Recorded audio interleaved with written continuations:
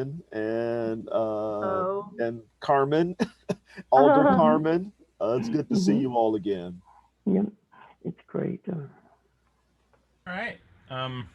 Well, welcome to the Downtown Worcester Square Management Team. I will call this meeting to order, and we are recording this meeting. FYI, we'll send out the recording as our minutes. Expect that email sometime tomorrow morning.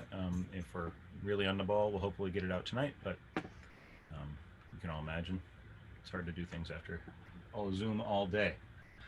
We have a pretty packed agenda today, so I'm just going to go right into it. I just got an email from Lieutenant Marr, who unfortunately will miss tonight. Had a personal issue come up. And his quick report is that there have been several and continued larcenies for motor vehicles. All doors were left unlocked, so a quick reminder for everybody in our neighborhood, lock your doors. Although that happens everywhere, in everywhere, in any town, anywhere. So out of sight, out of mind, right? And again, if anybody ever has any concerns about PD, you can get in touch with Sean Marr directly, smar@newhavenct.gov, or his phone, which I will put in the chat in just a few minutes.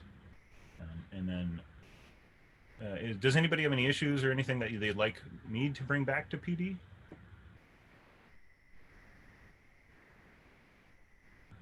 I do. I Oh, do. thanks, Marion. Go ahead. Yeah. I saw that there were police with the noise meters last week around 7 p.m. But the issue is they need to really be there on my block at like midnight, 1 in the morning. 7 p.m. is not as critical as like 12 or 1. Yeah, I'll pass that along. I'm pretty sure when I talked to him, there's been a couple different details that have gone out with the noise meters, and I think the bar detail just generally has them now. And I believe the first night they're out there quite late. And I will reaffirm to him that it's good when it's working when they're there, but they need to be there when the problems are. So I'll pass it along. Thanks. Seeing anybody else?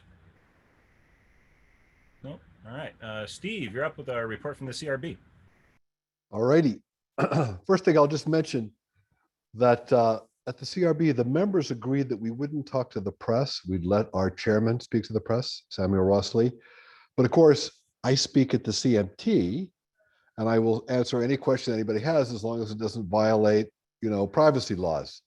So I spoke last week, and an article appeared in the Register based partly on that. So that's just life. It's fine with me as a journalist. I appreciate that very much. So far, we've had another meeting of the CRB. None of the closed cases that were reported to us and given to us in detail warranted an investigation by us at this date. Nothing kind of hopped out. We have noticed lots of complaints, that a lot of complainants seem to drop their complaints. So we're going to investigate that and see what's the cause. Are they intimidated? Is there too much red tape?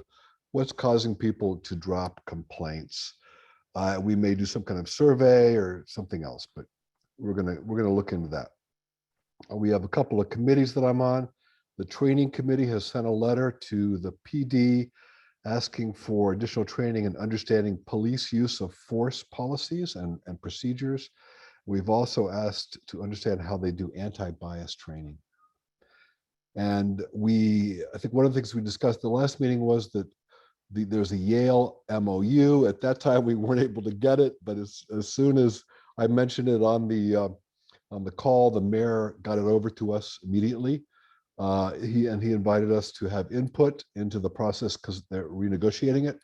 I haven't had a chance to look at it closely yet, but I will, and hopefully we will have some input to make a little bit of. I mean, nothing's binding that we say, but we can still talk.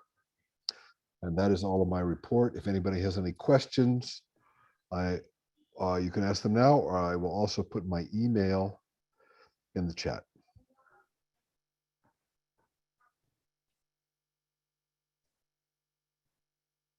Just to certainly apologize and run through our agenda really quickly so folks know what's coming up later. I realized I should have done it at the top of the meeting. So we just had two reports, or what would have been two reports, but it was one report from Steve Ham, who's our CRB representative. Next, we're going to go to LCI.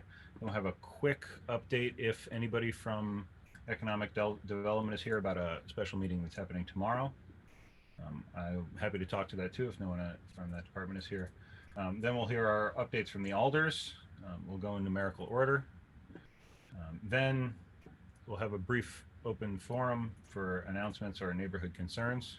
Try to keep that pretty quick. Then we're going to switch over to our guests and our guest presenters tonight, which will be Gateway Community College, an update from the Worcester Square Monument Committee, and then a presentation from Jacob Feldman on the Mod Equities proposal for 129 Church Street. That puts us, and then the way I mapped it out, right about ending right at 7:30. So hopefully we can keep things on the rails there, but happy to take any questions along the way as well. So please toss them out there. Any comment on that? Seeing none. How about Carmen Mendez? Good evening, everyone. I hope that you are all doing well and that you have been able to enjoy at least some of the great weather we have today. It's been absolutely beautiful, and I hope you've been able to enjoy some of that. Last month, we talked a little bit about my status with the CMT and being a neighborhood specialist here in Worcester Square. And I had commented that it would appear, although it was not formally announced, it would appear that I was going to go to Fairhaven. That announcement has already gone out.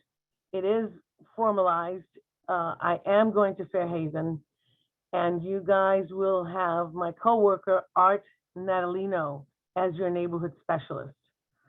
At the next meeting, this is really my last meeting, but at the next meeting, I will show up and introduce him to you and vice versa. He's a pleasure, and I think that you guys are so awesome. I have to tell you, you guys are so awesome that he's just gonna love it and have a great time doing his work, because I certainly have. It's like no other CMT and no other group community in the city. It's just an awesome experience to work at Worcester Square. But that's what I'll do. I had some projects that I still have to finish, and I had a discussion with my boss, Frank Diamore, and he gave me permission to finish them. One of the projects, which I know, Ian, it's just fantastic. One of the projects is to replace all the dead trees on Worcester Street. And I think there were 8 or 9.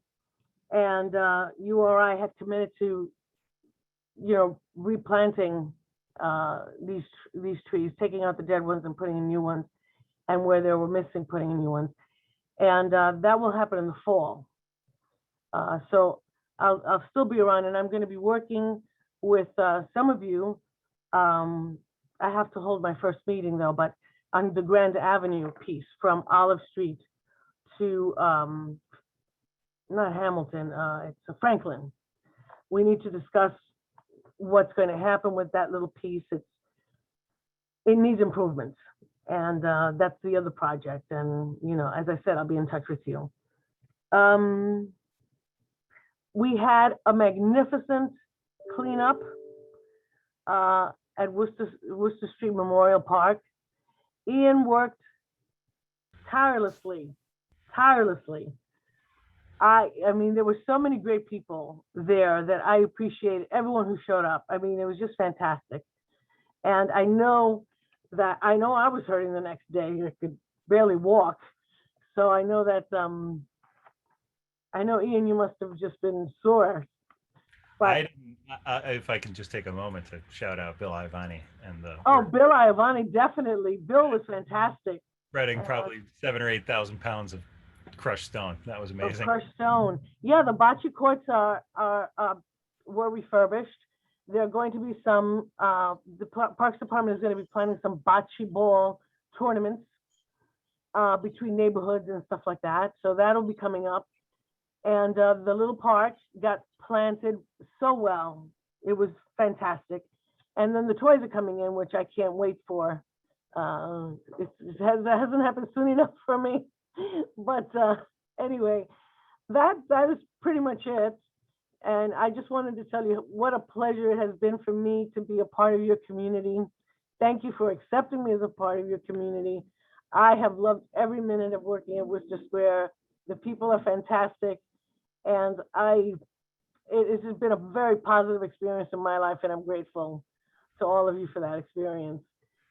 And, that's how I'll sign off. Well, 3 cheers for Carmen. Feel free to unmute yourself and join me in a hip hip hooray. So, hooray! You're, Hooray! you're an absolute pleasure. That's right. We're not going anywhere. I think. I think we seem to be pretty well rooted here. So come on by and visit us anytime. We'll happily have you. And we look forward to working with Artie Natalino as well. We'll figure out how to get them up to speed as quick as we can and make sure that we can carry on your good work. We'll do right by you. I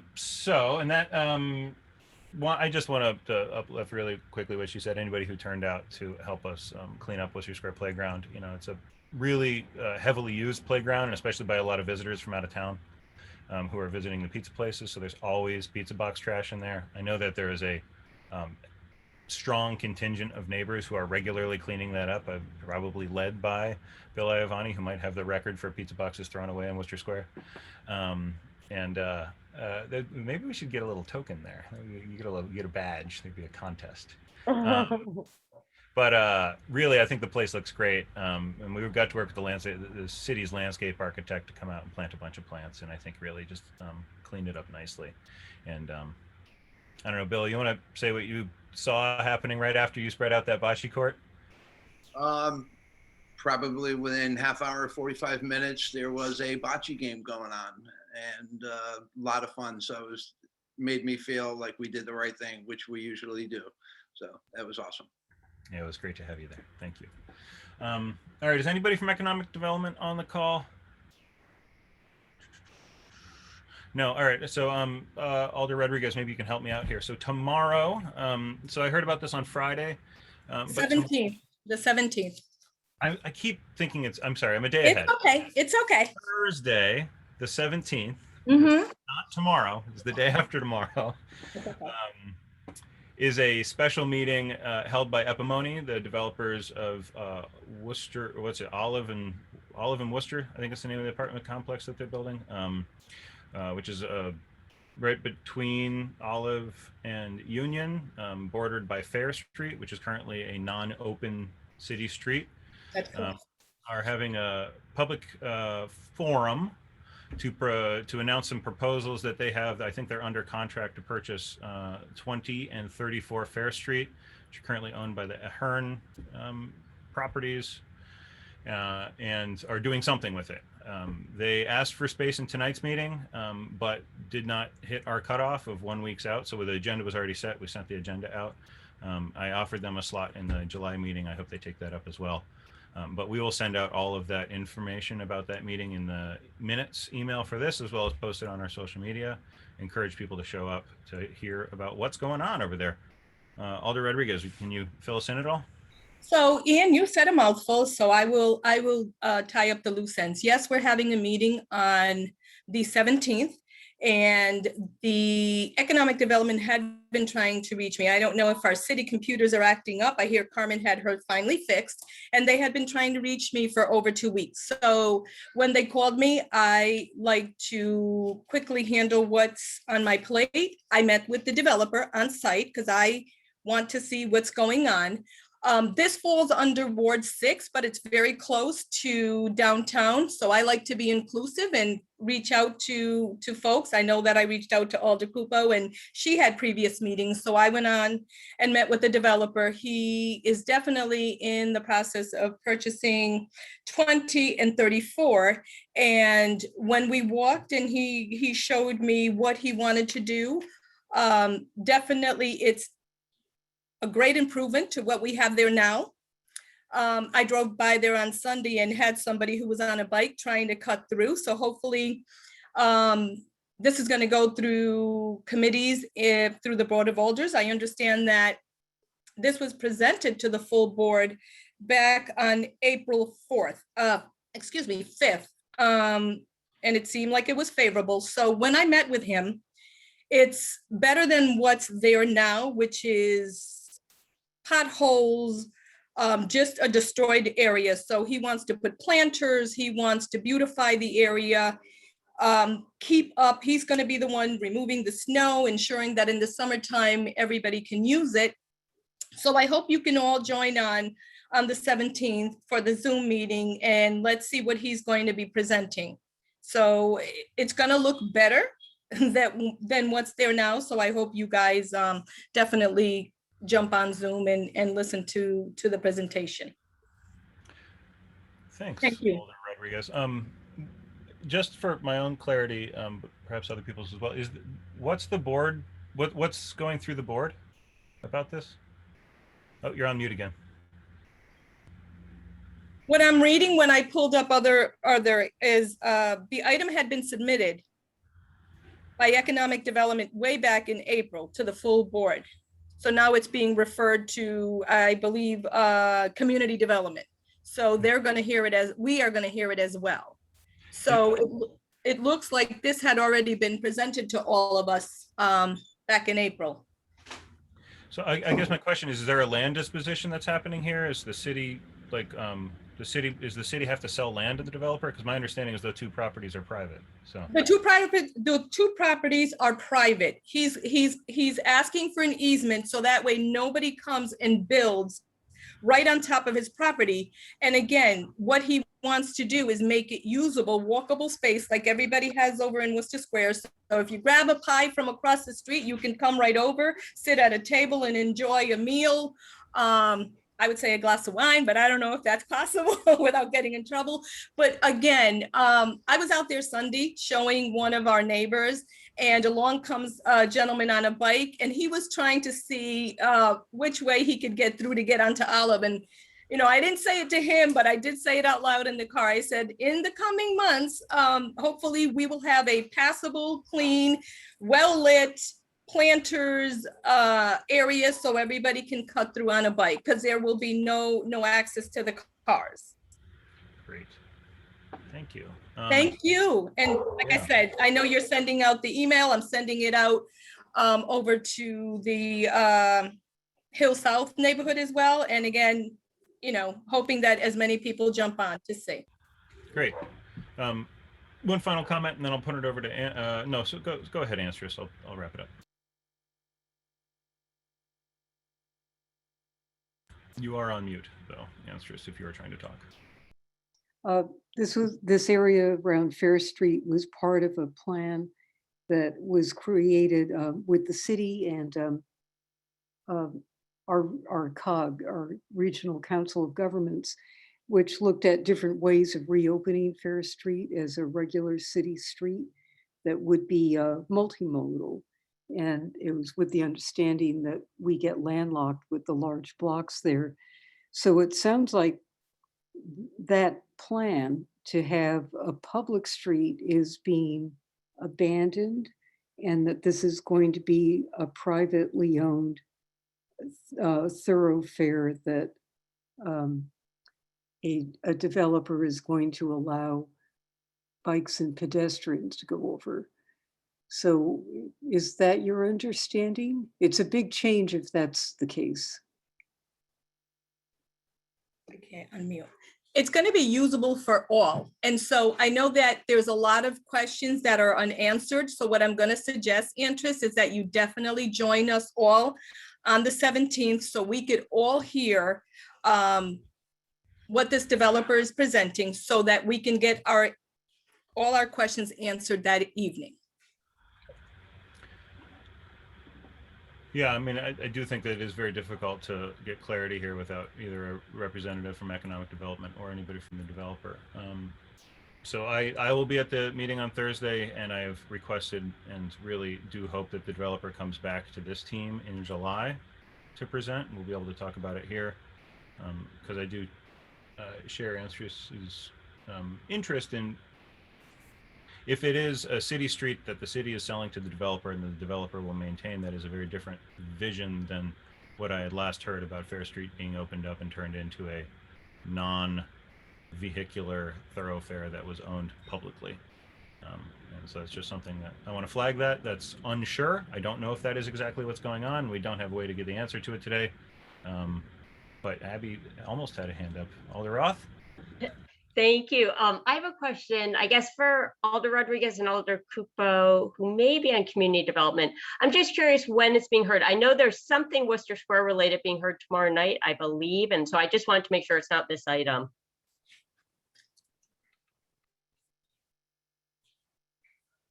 I'm not sure, but I know it could be coming through for community development. So I'm not sure if it is tomorrow because I haven't received my invite from Al. So we can look that, but that may be what's coming through, Alder. The project itself is already well underway as far as the development of the property. So hold on one second. I can look on the online at the website.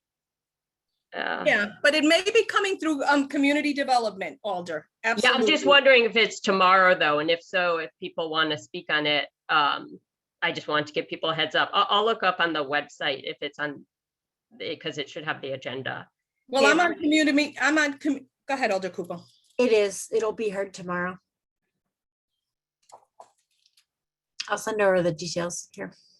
Yeah, because I was just going to say the same thing. Again, understand that no one's being kept in the dark. I got called. Again, this falls in Ward 6. And like I said, I like to be inclusive of inviting everyone and knowing what's going on. Unfortunately, whether I don't believe that it was purposely done, let's be clear.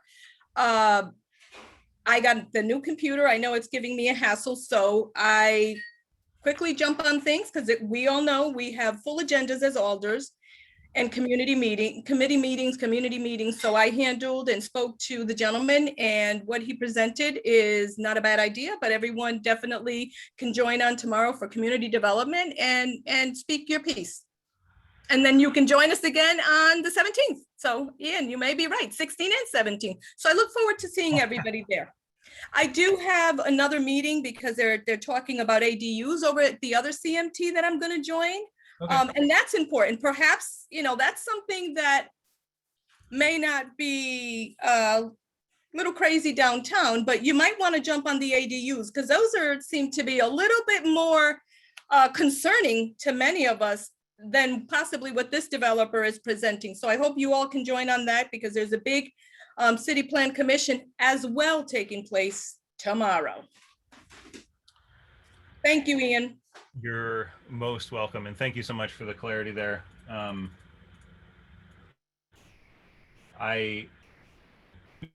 This is one of those things where I really want to state and continue to push for economic development to really be a lot more clear with the management team about what is coming up. I got, just to be very, very clear about the timeline here, I got notice asking for them to attend tonight's meeting last Thursday, and I found out about Thursday's meeting last Friday, so less than a week's notice for the public. And when, but Ian, just point of clarity, I was the one who asked Kathleen to reach out to you all. So that was, I reached out. I asked her to reach out to you guys. So I hear what you're saying. No. I hear what you're saying about timelines, but know that was not Kathleen trying to, because I'm going to speak on that. That's, to have to have anyone think that economic development was trying to go through the back door. I requested that she reach out to you all, to you. Yeah, I'm not saying Okay. that at all. I'm just saying this is a property in particular that we've had a long history with, and I know the deal. Okay, thank you, guys. Anstrus, would you like to bring us home there one more time?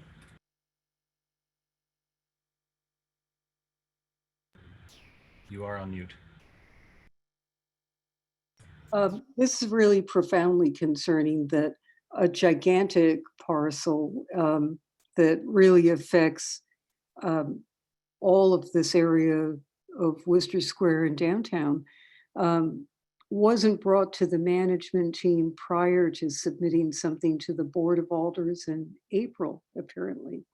And that's a really serious misstep. It's a very serious misstep for economic development to only contact us a little bit before this management team meeting.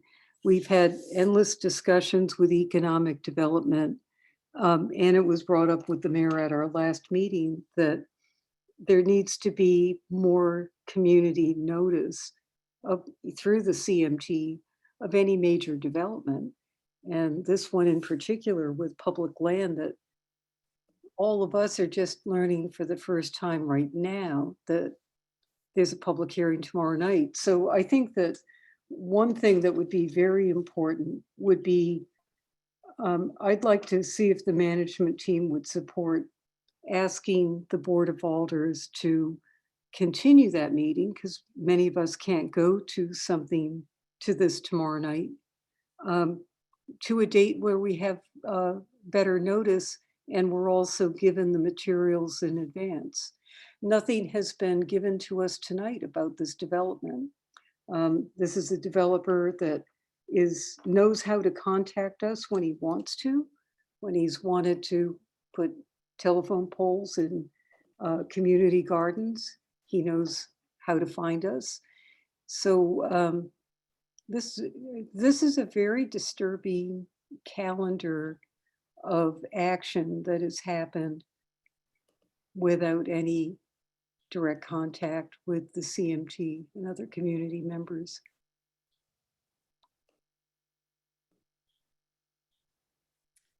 And to your point, Ian, I'm going to interject again. That's why, because we could not get, there was a delay in them reaching me. And please understand that that's why I'm requesting the additional meeting, because again, I'm going to stress, yes, this is much closer to downtown, but this falls in Ward 6. And so I've requested that meeting because Hill South should be part of that meeting. So we're doing something similar to what we did with the Coliseum. And please understand that anything that falls in my ward, downtown Worcester Square will be privy to that meeting, and so will Hill South. Okay. And so that's why I'm, this is my last statement.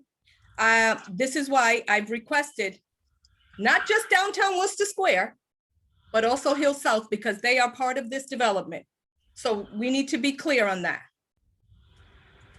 Thank you so much. And you all have a good evening, because like I said, I'm going to jump on the Aisha meeting tonight. Carmen, Alder Rodriguez, before you go, would you like to give your aldermanic report?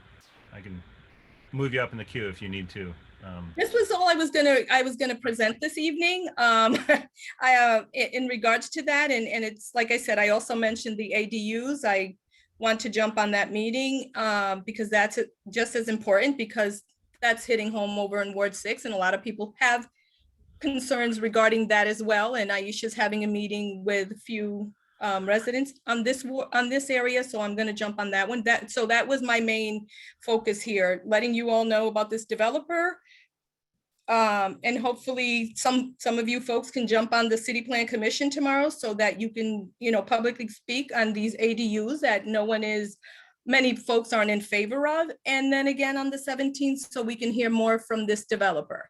And again, while things fall in Ward 6 and they peak into closer to you all, the meetings, if I can't get them on both CMTs at the same time, I'm going to start requesting a Zoom link so both CMTs can join. And I'm going to be respectful to both. I believe that both CMTs have the right to be on the Zoom. So I look forward to seeing you all, Ian, on the 17th. Thank you all. My last piece.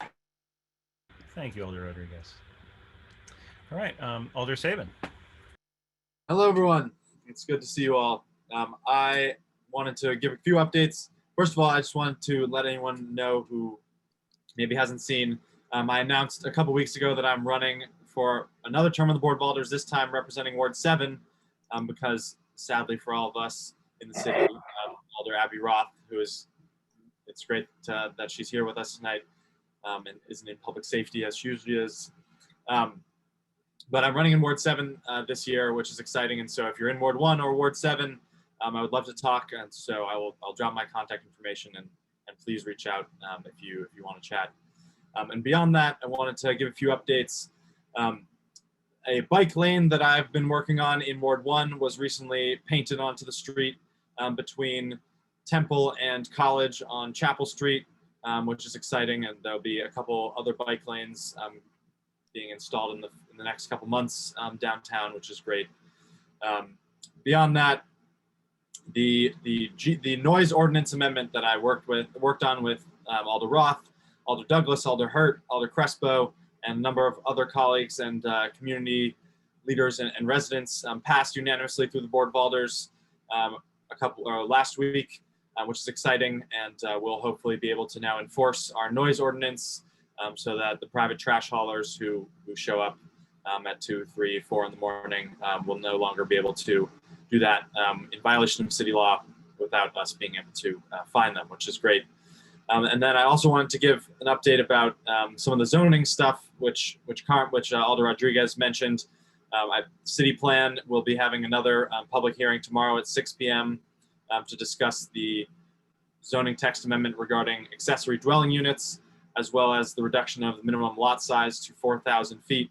And they also submitted, City Plan also submitted their inclusionary zoning proposal, which will have a big impact, especially on downtown. So I encourage you to check that out. And when the City Plan meetings for that are scheduled, we'll make sure to show up in force to give our thoughts on the plan. And additionally, but since our last meeting, we passed our budget for the year, which is exciting, and it has no tax increases and no cuts to city services. We were able to invest in our legislative agenda, which is exciting, and a big reason why we were able to pass that sort of a budget was because of our state delegation and the work that they did up in Hartford this session, getting us $49 million more in pilot funding, which is really a game changer and something that New Haven has been fighting for decades, and hopefully that will be the standard in years to come, which is going to really change the way that we're able to approach local government and how we address the problems and the challenges that we face in the city. So that's very exciting. And if you see any state legislators around, give them our gratitude for that. And additionally, this session was exciting in Hartford for a number of reasons. We also saw the passage of a baby bonds proposal that I know Alder Cupo testified in favor of, and a number of folks. Yes, the money bag emoji there. I see Ian. That's right. That's $50 million. The baby bonds proposal, $50 million a year, going to the 16,000 poorest kids around the state. So another game-changing proposal or plan, which is incredibly exciting and will make a real difference in the lives of folks in New Haven and across the state. And we're also seeing a $2.4 million increase in our ECS allocation for our public schools, which is great. And the last thing I want to say is it's Juneteenth coming up on Saturday, and I'm going to drop a few events that are happening. There's a Board of Alders, the Black and Hispanic Caucus is having an event on Friday at 5:30 at City Hall. And then there's going to be an event on Ashman Street on Saturday at noon. And I believe Sandra's Next Generation is also having an event Saturday at noon in the Hill. So I'll drop the information for that. And City Hall will also be closed on Friday for Juneteenth. And actually, the Senate today just passed a law resolution making Juneteenth a federal holiday. It needs to pass the House, but that's the U.S. Senate. So that's exciting. And hopefully I've left some things for my colleagues to talk about as well. Thank you. Thank you, Alder Sabin. A excellent impact report. Alder Roth, anything left? Yeah, thank you. No, I was crossing off my list as Alder Sabin went along. Just a few additional things. One thing I know from with the accessory dwelling unit item, I believe that the Alder Charles Decker, who chairs the legislation committee, has said that he's planning likely to bring it at their July meeting before legislation. So that would be July 6th. So just a date to keep in mind if you're interested in that issue. It's not set in stone, but he has said at the East Rock Community Management Team that that's his plan as of now. I also want to mention, I appreciate actually, I think Aaron Good and others played a role in filing a communication asking for a workshop on the voting process. The primary is November is September 14. And so, you know, there's questions, how is it going to work this time around with sort of, are they going to follow the same processes with COVID? And so the chair of the City Services and Environmental Policy Committee plans, it would be July 1st to have that workshop, to have the city registrars and city clerk there. And so I think that will be a good opportunity just to kind of gear everyone up for how the process will be working this time around to make sure it goes smoothly. Just referring to another state item, I'm very grateful to, I think he probably represents most people on this call, Roland Lamar, for all his efforts on the traffic safety legislation. I personally wish there had also been the automated enforcement provision. I do think that's critical in the long run to get people to comply with the speed limits, but there are some very important provisions in there, like the ability of municipalities to decide themselves to lower the speeds on local roads after a community process. So that's something to be thinking about, that now we'll be able to say like, hey, near this school, we should lower the speed. And obviously without enforcement, hopefully people will drive more slowly, but I think that's an important thing. There's also going to be a Vision Zero council formed. And so that's an entity I think we should really track and make sure they're carrying out the vision and to lower the number of people who are killed by traffic violence in the city, which is far too high. And really, Alder Sabin did an excellent job, which shows he'd do an excellent job as ward 7 alder, covering things. And finally, I am going to have to, I apologize, I'm going to have to sign off a little before 7. I'm actually on a family vacation, and so need to join my family then, but did want to join for part of this call. So thank you. Well, thank you so much for joining us, and enjoy your vacation, please. Alder Cupo. Thanks, Ian. My colleagues are incredibly thorough, which I guess I'll just be the kind of refrain, the echo of like, come to community development tomorrow to hear about the parcel of land on Olive Street. Also, if you can, attend city plan. Check out all of Alder Sabin's list of events happening around Juneteenth. Let's celebrate the fact that it's at the national level. Let's hope that it passes the Senate. I'd encourage folks to, I know a lot of you have gotten in touch with me about future neighborhood cleanups. Again, a big shout out to Bill Ivani and Carmen Mendez for, I can't believe that was last Saturday. It feels like a month ago. One thing that is coming up that I'm going to be putting on the calendar, so take a look out for, is that NEBCO, folks might know, NEBCO is looking to move to Ward 8, which is really exciting. And so I'm going to be planning a part Zoom, part in person, kind of getting to know you meeting and to learn a little bit more about the project. For folks who don't know, NEBCO is the New England Brewing Company. They currently have a very tiny little brewery that's in a parking lot in Woodbridge. And they're hoping to come and expand their business and hire New Haven in the Fairhaven neighborhood of Ward 8, which is very exciting. Yeah, that about wraps up for me. I'll, as always, put my info in the chat. But good to see you all, and hope to see you at these various events that are going on over the next couple of days. Thank you, and thanks to all our alders. Just so everyone knows, what I'm doing here is I'm lumping all the alders together, and then we take questions, because often alders will answer other people's questions in their reports. So Miriam, you have a question?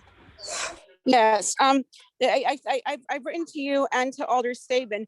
2 years ago, the Democrats did not have a committee meeting to decide who to endorse. And I don't see one on the horizon now. What's happening with that now? Alder Sabin, would you care We're to working on it. We're working on it, Miriam. I owe you an email. We're working on it.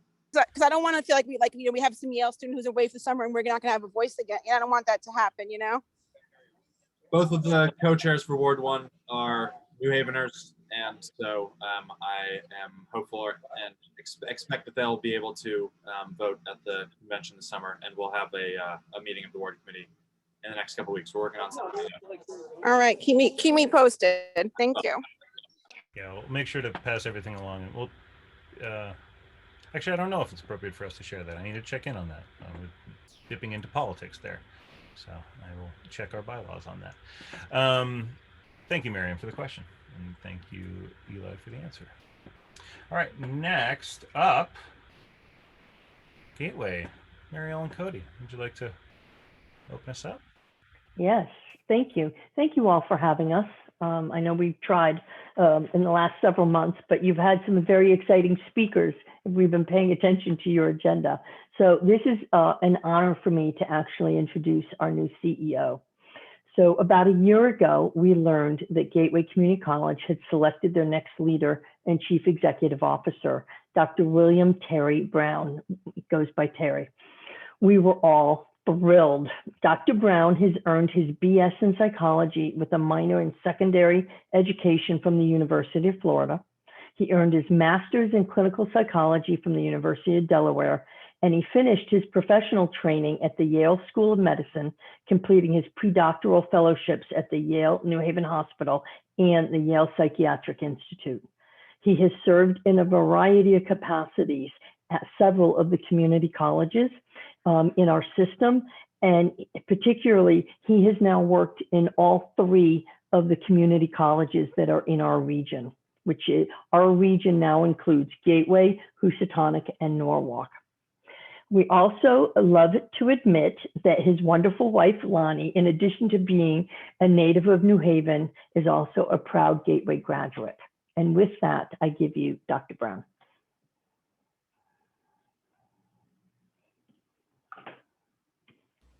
There, am I off mute now? You're off mute now. Right.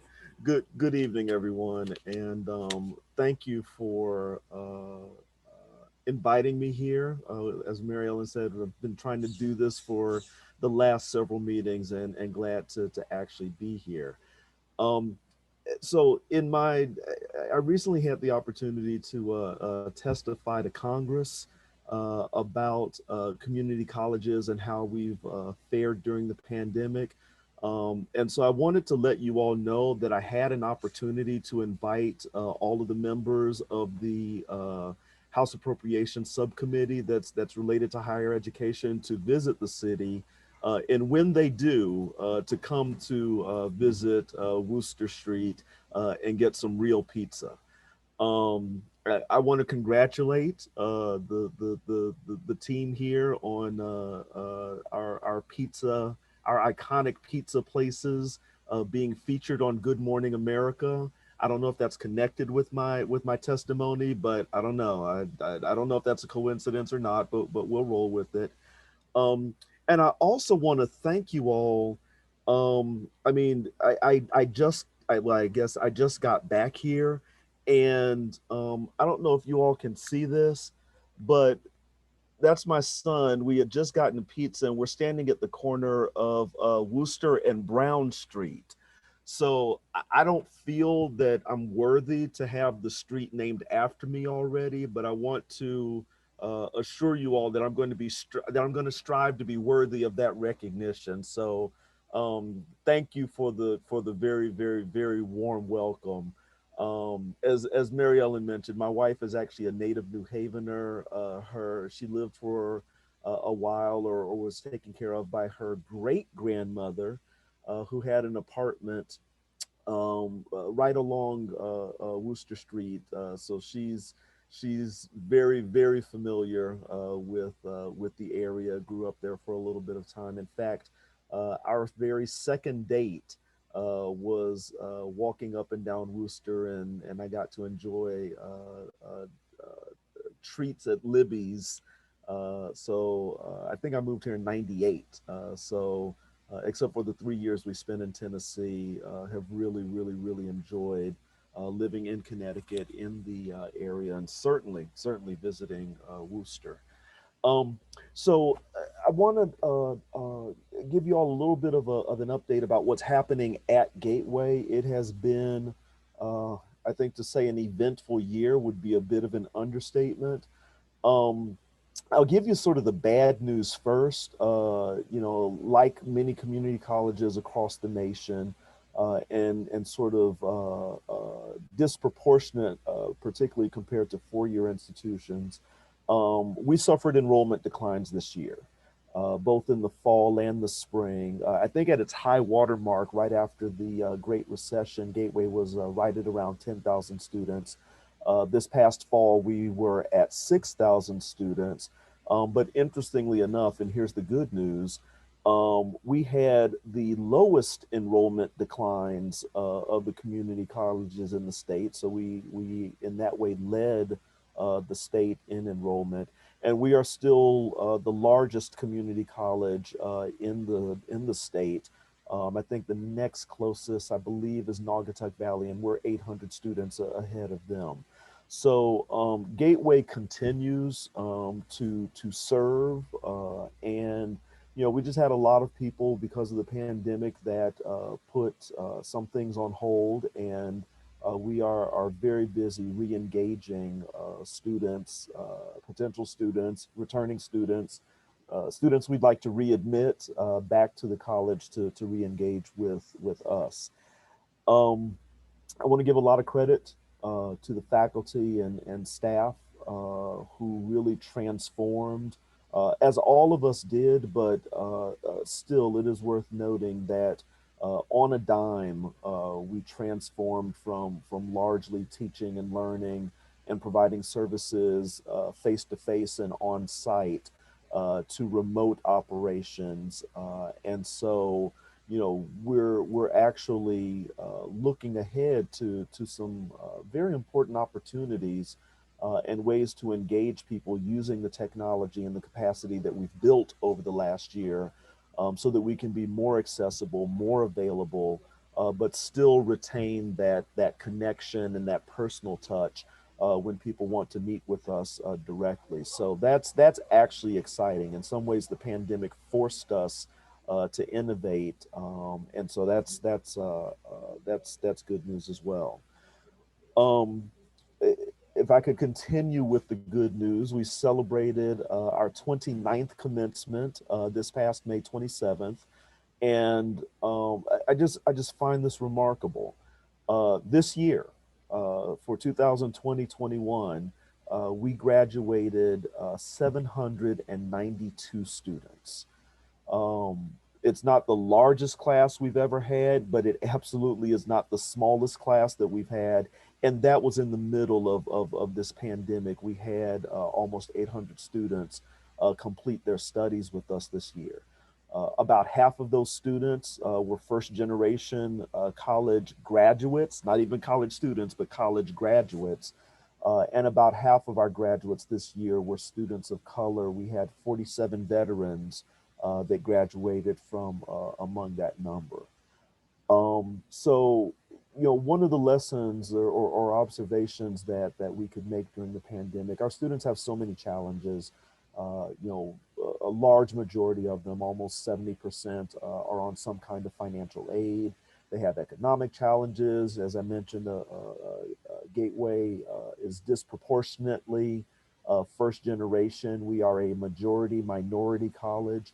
Um, the challenges from the pandemic were formidable. Um, every challenge our students face, childcare, transportation, technology, the digital divide, as it were, um, was just aggravated by the pandemic. So the challenges were formidable, but I don't mind saying that our students are even more formidable, and with the support that we have gotten, that our students have gotten from the community, from our elected officials. Really, it was a truly remarkable year with regards to student success. Going into the upcoming year, well, this past year, about 10% of our courses were on ground, on site, and they were the ones you might expect: automotive, culinary, our clinical programs, the ones where they needed specialized equipment or something about the facility. Um, so we're moving at the moment anyway, with about a third to 40% of our courses being on ground. But that could change as vaccinations increase, as the pandemic gets a bit more under control. If the CDC or the state continues to relax and reduce social distancing, we may be able to move even more of our courses on ground. So I'm hesitant to say that just because it very well could change, but we are very, very much looking forward to returning to full on-site operations by August 1st. By spring, we're anticipating that we will look a lot like we did pre-COVID. And so again, we're just looking for opportunities to connect and engage and re-engage with our students, with our families, with our communities, with employers, with all of you. Also, and I'll wrap up with this. This upcoming year, we will be celebrating our 30th anniversary as Gateway Community College. Most or many of you may know that what is now Gateway Community College was the result of the merger between South Central and the technical school. So we have been Gateway Community College for 30 years. It is also the 10th anniversary of us moving into our downtown New Haven campus facility. So even with all of the craziness and the challenges and the real difficulties that the college and we all faced over the last year, we are looking forward to celebrating our college community and celebrating really the larger community. One of my former presidents used to say that community is our middle name. That is that is true. That is literally true. So we are looking forward to connecting. Mary Ellen, she's heard this on many occasions. I think anyway, this might have been one of the reasons why I was selected. But I am a huge, huge believer in the power of partnerships. And if we take some time and get creative and innovative, not to the point where we break any laws or do anything like that, but really test the limits of what we can do creatively for students and for our communities, a lot of really, really good things can happen. So I get a new executive assistant on Friday, so my phone will actually be answered, and someone will know how to find me all the time. So please just give a call. I look forward to getting to know all of you in the coming months and quite frankly, years. This is home. Dr. Brown, thank you so much. And thanks for being here, and thanks for leading Gateway. My pleasure. It's for folks that don't know, I mean, one of my day jobs, I work for Local 34 with unions at Yale, and we have an agreement with the university through a hiring initiative for a bunch of trainees that go through Gateway. And I gotta say, it changes lives, and that's one of those partnerships that I can't wait to continue to work on. So thank you. You're very, very welcome. Thank you. Oh no, anybody have any questions or comments for Gateway? Elsie, you don't have a question for us?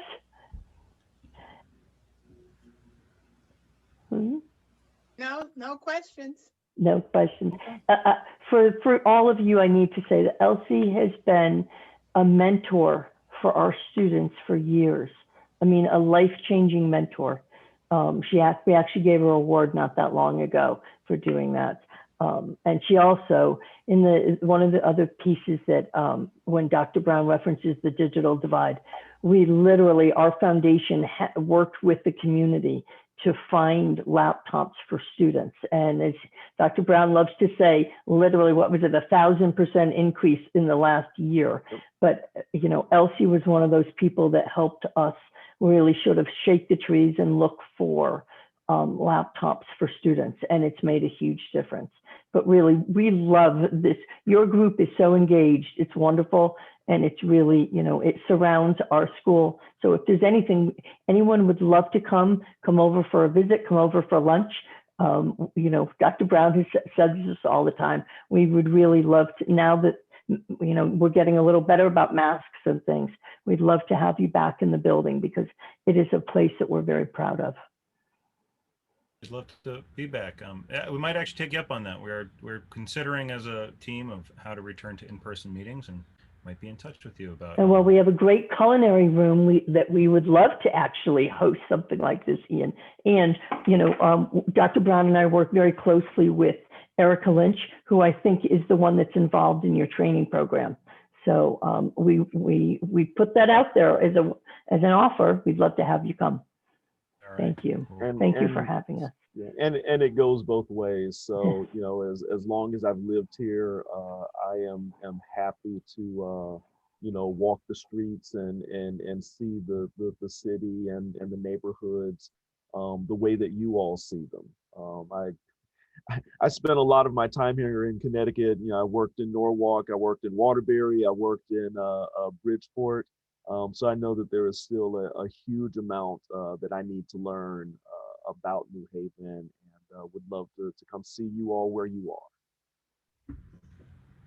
Well, we are here, and I'm sure we're thrilled to do that. We'll set something up.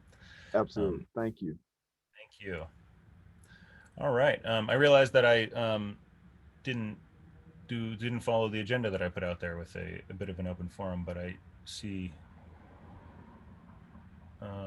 people here for presentations. So unless anybody, and if there's a neighbor with a burning issue, feel free to raise your hand and we'll figure out how to squeeze you in. But otherwise, I'll turn it over to Bill Iavani and the Worcester Square Monument Committee. Thank you, Ian. Thanks for the props on helping to clean up the neighborhood, but that's something we all should do. I mean, we know that, and it's a great way to meet your neighbors, have a lot of fun, and meet a nice chiropractor. Let me give you a little background about the Worcester Square Monument Committee. We were formed and our members were appointed by Mayor Elicker in June of last year to decide how appropriately to honor the contributions to Italian Americans in New Haven through a collaborative community process. And this was as a result of the removal of the statue of Columbus last June 26th. The first action our committee took was to adopt a mission statement, guiding principles, and a process that we'd follow to respectfully highlight Italian American culture and do so as a community. Our mission statement states the goal of the committee, appointed by Mayor Elicker, is to determine an appropriate monument to honor the contributions of Italian American heritage in New Haven. The committee will research and develop the form and identity for a monument, statue, or similar symbol of appropriate dimension and stature that represents the Italian American experience and place atop the existing, or if necessary, modified pedestal in Worcester Square. So in last September, we reached out to the community and appealed and to submit ideas for this public art project. After reviewing over 100 ideas and stories from the open call to the community, our committee was inspired to commission an eye-level work of public art that depicts the story of Italian immigration to New Haven and Worcester Square and the ongoing contributions of these immigrants and their descendants to New Haven. The committee visualized a brief written narrative along with etched photographs submitted from the community on 4 panels, using both sides, thus making it a total of 8, arranged in a garden setting around the existing foundation. Atop the foundation, a sculpture will sit that ties this story together and bring it to life. This public space, when completed, will serve as a place of historical reference, education, and respite. We have, I sent Ian a copy of the RFQ, the request for qualifications, which went out. That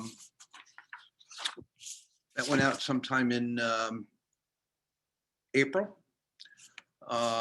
We were looking for artists that were qualified to work on a public art project. Envision the dream, take our vision as a committee and bring it to life. In May, we had a Q&A with some of these prospective artists. And on May 31st was the last date for submissions for proposals. I will tell you that we do have 6 proposals for this project. I would love to share them with you, but we have just shared them with the committee and our subcommittee. The process we are going to follow is our subcommittee is going to begin reviewing the proposals, make a recommendation to our full committee, of which consists of 27 members. We are a very diverse committee. Elsie Chapman is here.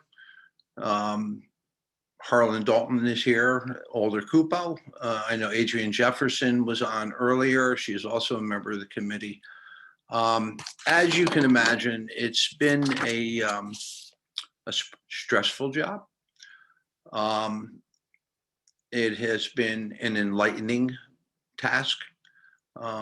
We have all learned an awful lot about each other, about our community, about our cultures, and although very different, how much the same we all are. So I'm happy to bring this to the management team at this point. Some may ask, why weren't we here earlier? This is all new to us. If coming here earlier is something that should have been done, I apologize. As a co-chair, my co-chair Laura Luzzi is not here this evening. She is planning in the final phases of plans for a destination wedding for her son this weekend. So that's a good thing. But I would be happy to answer any questions with regards to the project that anyone has. Thank you, Bill. Anybody have any questions? Going once? Answers. Hello there. I had a chance to talk with Mr. Iovane when we were doing the park cleanup, I guess 2 weeks ago. And I attended the Historic District Commission meeting, I guess it was about a month ago. And there definitely have been some problems with the process on this too, that before the RFQ went out, it really needed to come to the community and also go to the Historic District Commission. And there are aspects of the RFQ as written that really don't search out and define a project that would actually fit with the historic character of Worcester Square Park. And I talked about this with some of the people that have been most involved. So whether, I think it's going to be extremely important as you look at the people who have responded to find out whether they can understand the advice that has been offered by the Historic District Commission and others that have expertise in this type of design, and do something that would actually fit the context and design of Worcester Square Park. So I do remain highly concerned about these, really very fundamental steps that were not followed at this point. I think you'd be in a much stronger place and have a clearer way forward if it had been. So I think we need to think of how to make sure we can fold those fundamental values and guidelines that the National Park Service offers for how to look at changes to National Register sites in order to get this project to work well. Thank you. Thank you, Mistress. Any address on that?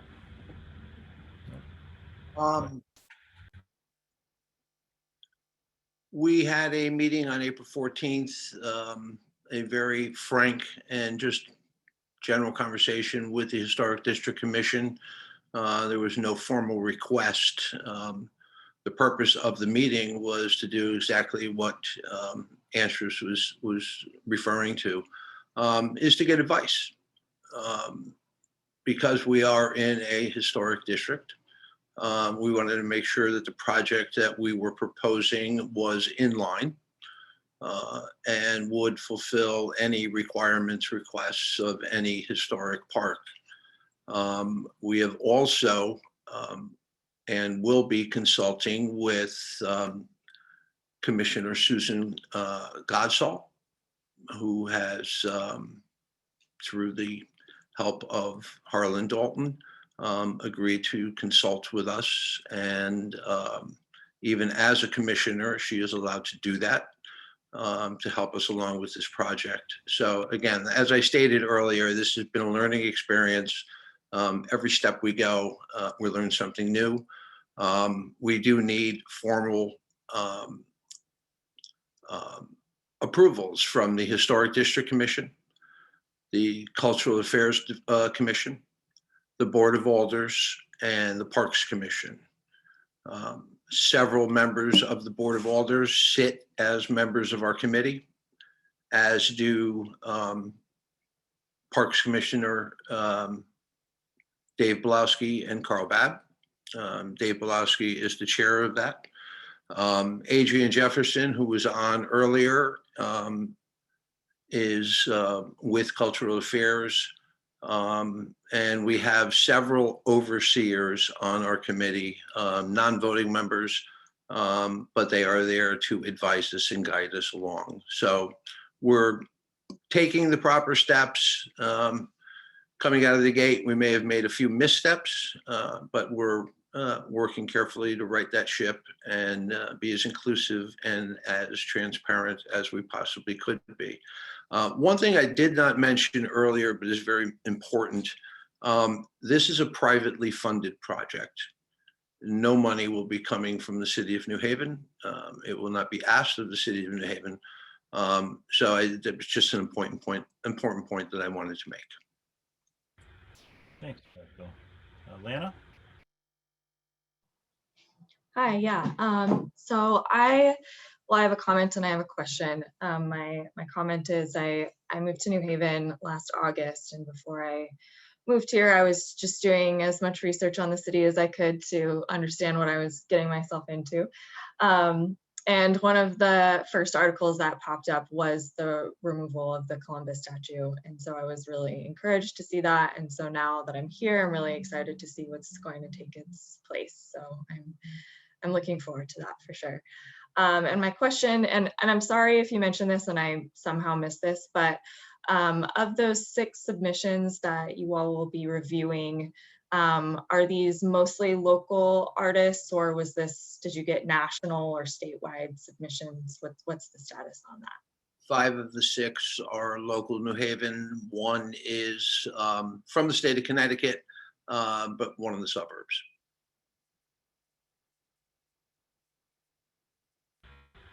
Cool. Love to see New Haven artists at work. Do any of them happen to be Gateway alums? I'm just curious. I can't honestly say, Dr. Brown, but I will definitely look into some of the references a little bit more closely. In all seriousness, I am finding Gateway people who've either taken classes or graduated from Gateway in the darndest of places. So just something I'm always curious about. As well, you should. Love that. Thank you so much. Any last comments? No, great. All right, seeing none, we're going to move on to our last presentation of the evening with Jacob and Joseph Feldman from Mod Equities to talk about 129 Church Street. One second while I make Jacob the co-host so he can present his screen. Go ahead. Thank you, Ian, and thank you everybody for taking the time and allowing us to present over here. We were going to try to come last month, but unfortunately we weren't able to get the presentation, we didn't have the plans buttoned up quite yet. So I'm glad to be here now. So I guess I'll tell you a little bit of background about how we got here. I'm part of a company, Mod Equities, that I'm partners with my brother Joseph. And we partnered up and purchased 129 Church Street about 6 years ago.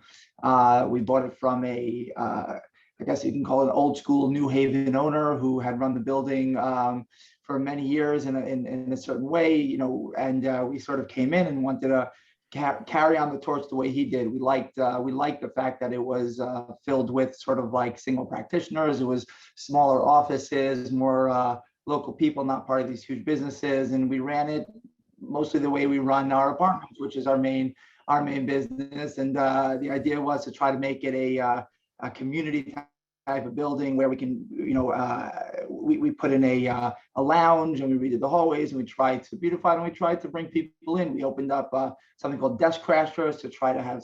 We did what we could to try and really build up the office, the office tenancy.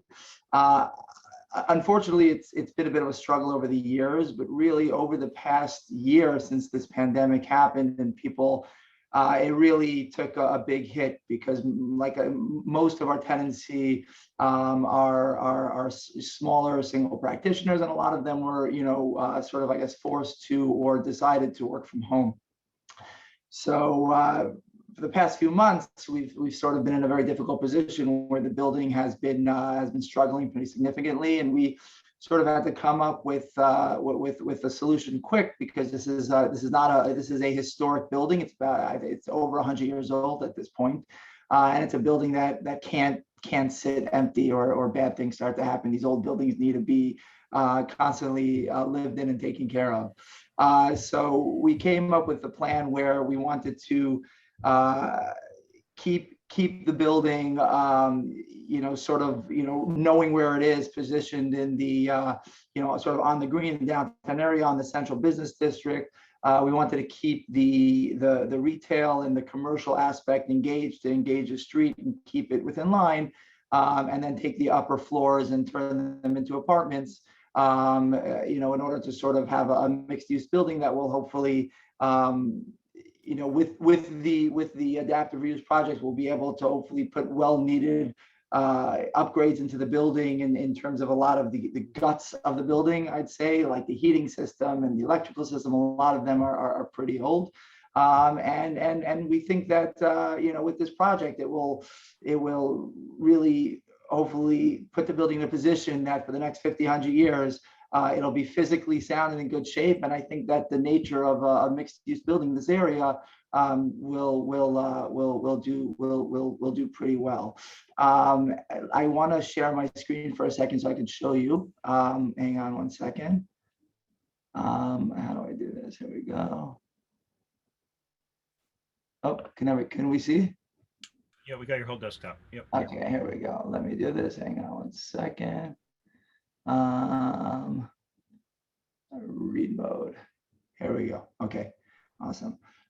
So this is 129 Church Street, located it's right on the green next door to the courthouse, corner street. Yes, I mean, it's an absolutely beautiful building. The concept is to keep it historic, to try to do pretty much no change to the exterior. We're going to be working with historic tax credits on this building to be able to clean and maintain the outside, change the windows to historic, historically significant windows that will match up with the building. We're working with a really, really great historic consultant, excuse me, who's been guiding us through the process.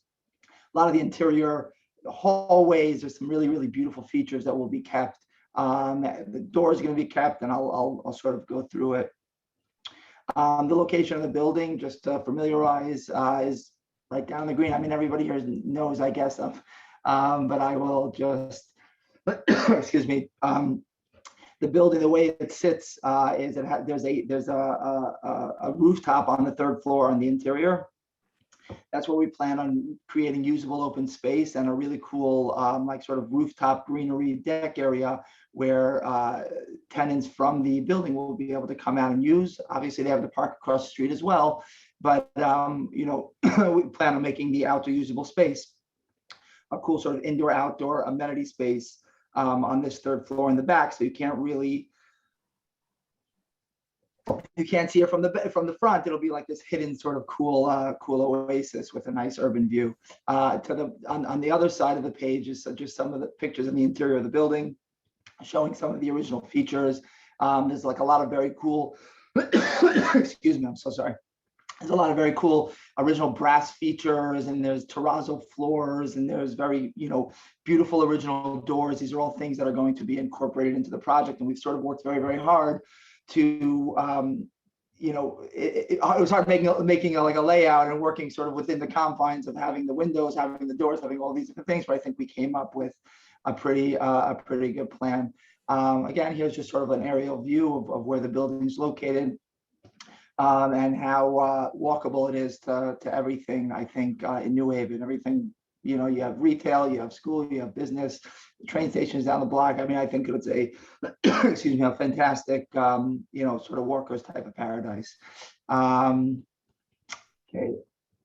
just another map. Okay. I'll get into and just show you some of the basic plans. So, oh, wait 1 second. This is not so great. You gotta zoom out, Jacob. Yeah. Let me go back. I don't know why. Hold on a second. How do I do the view? Maybe full screen mode. Oh, here we go. Okay, sorry about that. All right. So the basement right now is sort of housing. It's like 11,000 square feet. It's housing tons of utilities and very old mechanicals that we're going to be getting rid of. So it's going to turn into a nice recreational space, a lot of big bike storage. This space will be used it'll be mixed for the whole building. So office space tenants will be able to use it as well as residential tenants. The first floor, what's great about this building is the way it's sort of already set up is there's 2 entrances. Right now, they're both used for office. One of them, what we're going to do is separate it to a residential lobby and a commercial lobby, which works out well. The residential lobby already has 3 existing elevators that will be there. And the idea is we sort of earmarked the first 2 floors with office spaces. Right now, they're just set up as large spaces. What we're going to be doing is working with the tenants within the building. Whoever wants to stay and wants to continue to lease with us, we'll be able to build them, sort of to suite on the lower floors what they'd like. And we could split up the space as we sort of know that what the tenancies want, just very flexible, easy space to split up. So that's your first floor where you have this lobby right here, your bathrooms, and it's pretty much office, white box office. Jacob, just to go back to the first floor, what's nice is you have a separate entrance for the residential tenants as well as the commercial. Right, exactly. So it's not going to be mixing all day. It's a very, very separate situation. Even the commercial tenants have their own elevator right here. So the residential tenants will have 3 elevators here. The commercial will have an elevator here, and it's a separate situation. This is the next floor. We're keeping right now the same way it is, where it has a double height entryway, and this commercial space, which was a restaurant right now. The restaurant's I don't believe is going to be opening up after pandemic. So we'll be looking for a new retail tenant to be here that will hopefully be successful. Starting from the 3rd floor is where it'll start residential. This is where we're going to have this rooftop deck, which will be attached to a nice big amenity space over here, which will serve for the residential tenants. The apartments are a mix of studios, 1 and 2 bedroom apartments. We try to keep our apartments sort of, the windows, the ceiling height is tremendous in this building and the windows are really, really big. So we try to keep the apartments, efficient in order that we can, be very, as competitive as we can be with our rents. We always try to be very mindful about the square footage that we put into units in order to try to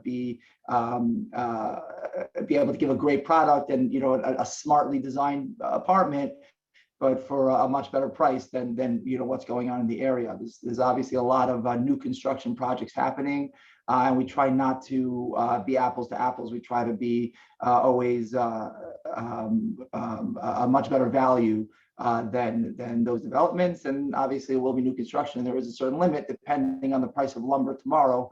Will be sort of where we'll fluctuate. It's been an interesting ride in the construction part of things, but apparently lumber prices are going down, so that's a good thing.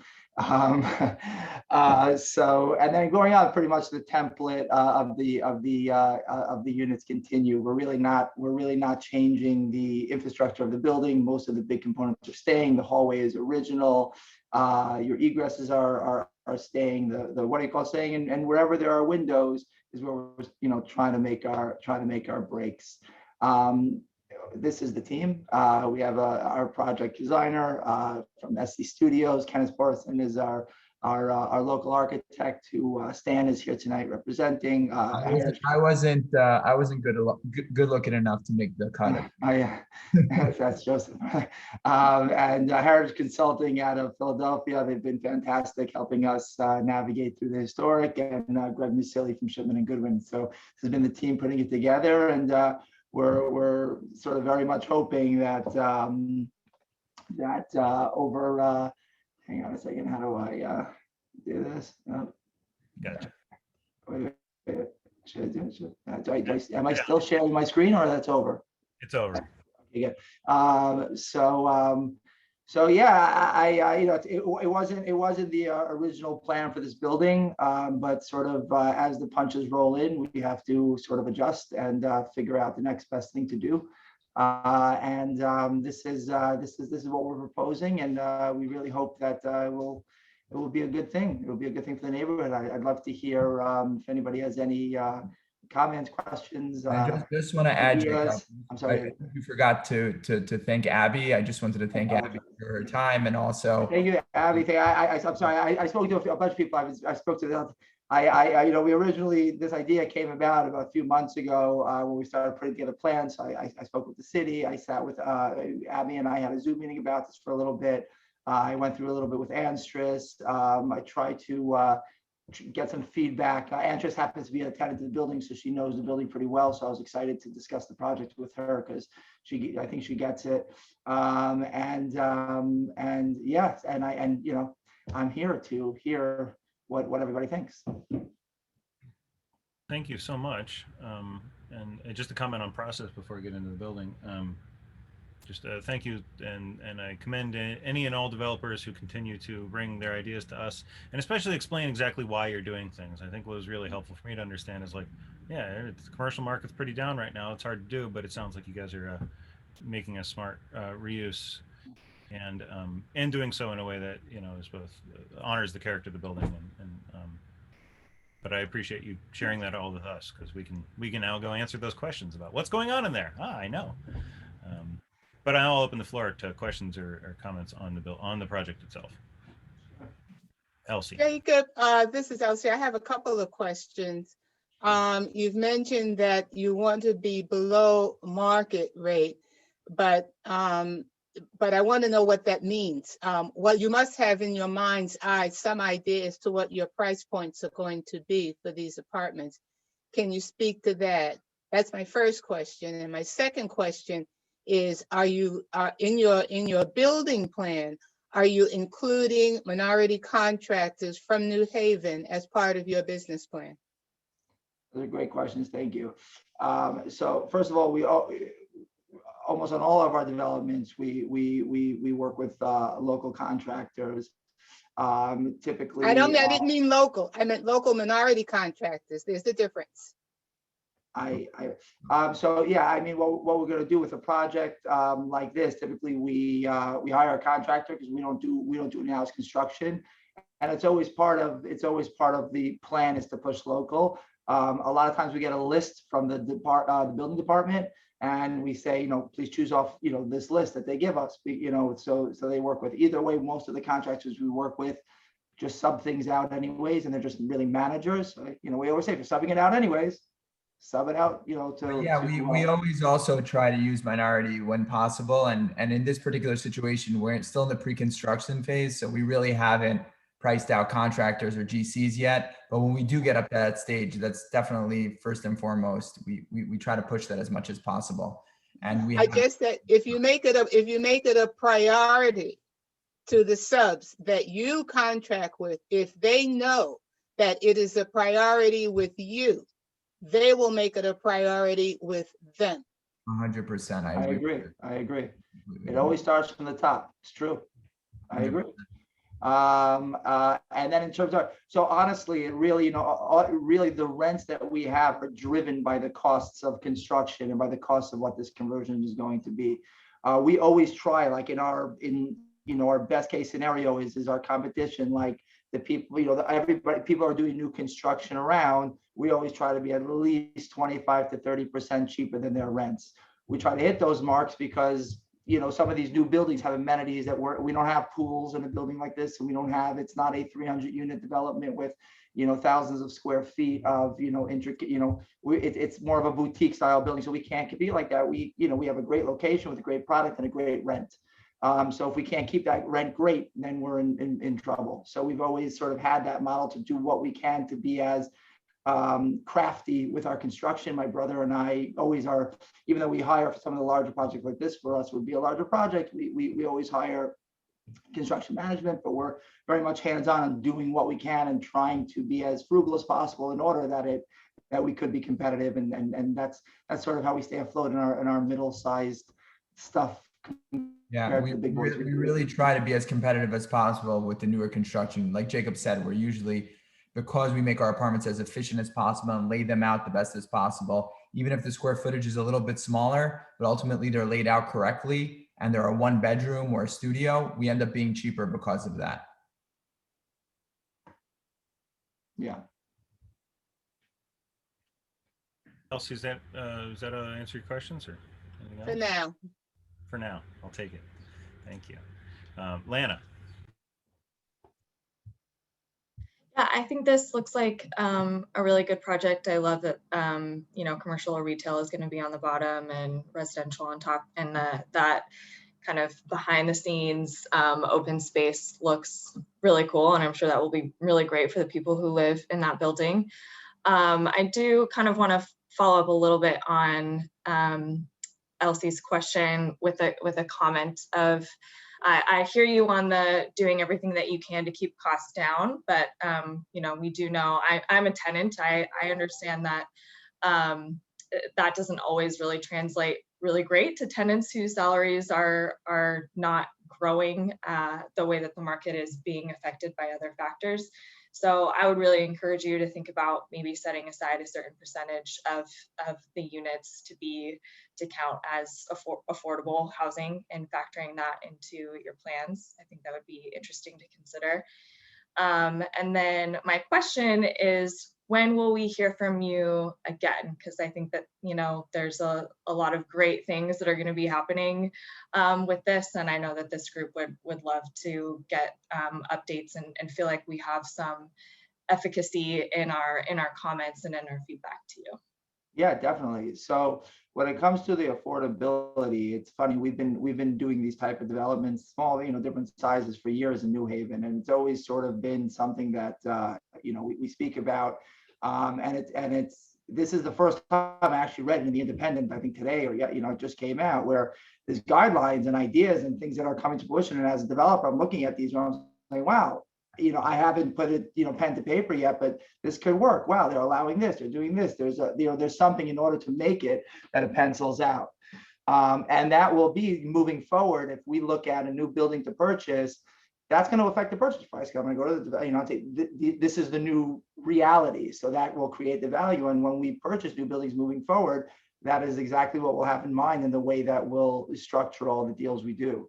What's hard about this is we're not, really in this great powerful place right now where we're coming in fresh with the right, we're sort of, in coming from where we thought it would work. And it's like, we're sort of in savior mode now, trying to move as fast as we can, because every month is like, with that being, sorry to cut you off, with that being said, we did really look into it, because we do know it is an important issue within the city and just in general. And we spoke to a firm that specializes in, low income housing and, just offering as affordable. And we really did try to exhaust all our options. And the more we went back to it, and Jacob could attest to this, it just really didn't pencil out. And that's why when we saw the article come out today, we were excited. We said, this is great that the city is going to be working with developers to input something new and that works for the city and the developer together, partners hand in hand, to make the development work for the developer, for the city, and for, like you said, the potential tenant who, is looking for something more affordable that's in line with their job and their pay.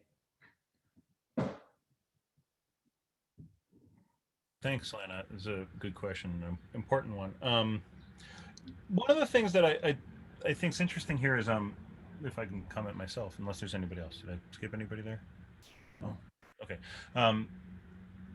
Are you guys planning on holding this building? Yes. Yeah, hopefully. Cool. We can. Yeah, no, the reason I ask is that we do see a lot of these new developments, and a lot of them are owned and then pretty quickly flipped off through a series of REIT sales. And we don't have the same level of buy-in, and we get a product that markets itself to not to livability, but to financial gain, right? So I do look forward to, and I really like to hear your feedback as developers, both in New Haven and as somebody who's worked in New Haven for a while, and someone who wants to hold the building. And this is, I think, a question that you don't need to answer now, but to think about, like, what are the things that would make it possible economically to put affordable units into it, and I think those are the things that, as we think about what to reshape our zoning law, we don't want to cater to the big nameless real estate investment trusts that are just designed to make money for shareholders, but we do want to cater to people who are looking to build our city and build out infrastructure in our city that'll exist for a long time. So I think these are the things that, if we can understand more about those market forces that would allow something, that's just good information for us all to know. I agree 100%. I actually got a call when there was a team that they put in charge of working on, putting together this proposal and doing market research, I guess. And they called me, and I spoke for like a half hour with the team, and I was encouraged and excited. We lost you for a second. Campaign in the community and in the city, it has to be a private-public sort of partnership where it works. Because ultimately, a guy like me, my hands are tied. I'm a slave to the bank. If the bank doesn't give us money, we can't do any projects, right? And the bank is going to look at it. So there has to be that to bridge that gap. And with these incentives now that the city's giving, again, they just came out today.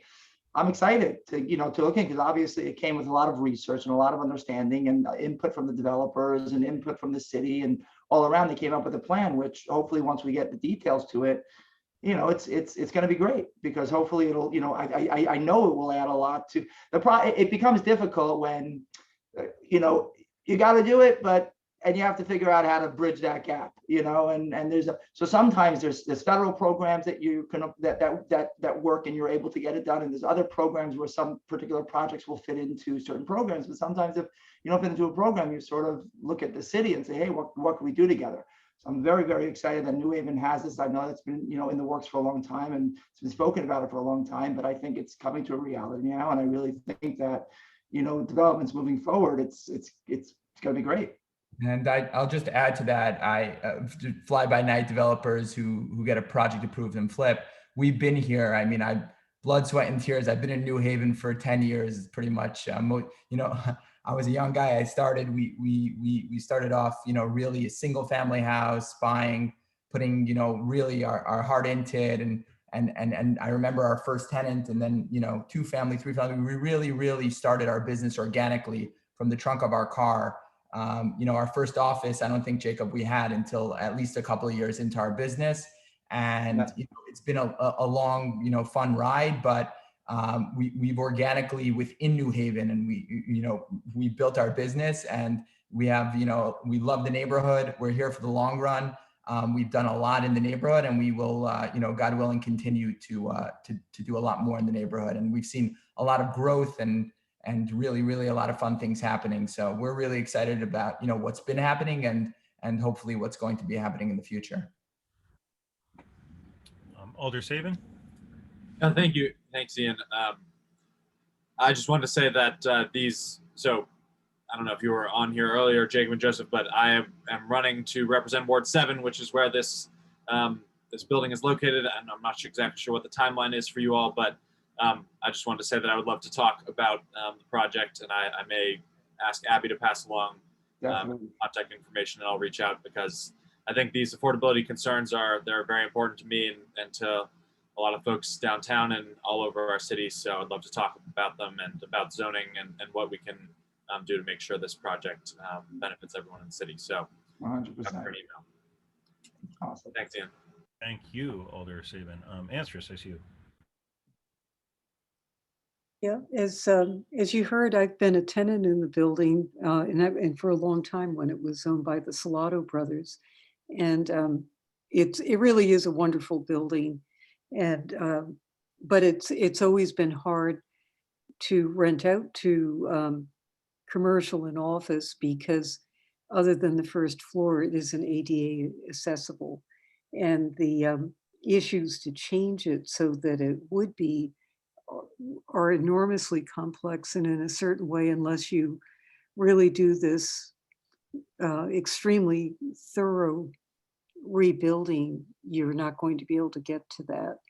So that's actually been one of the things that has limited its use as an office building.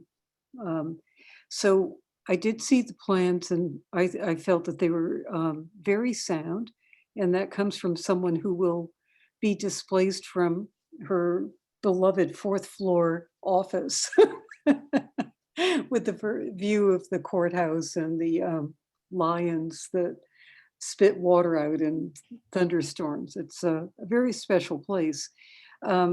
One thing that I mentioned to the Feldman brothers when we talked was to maybe take a look also at whether or not some of the configuration of spaces could allow for universal design for handicapped individuals, even 1 unit per floor, because that's another type of thing that is very much missing.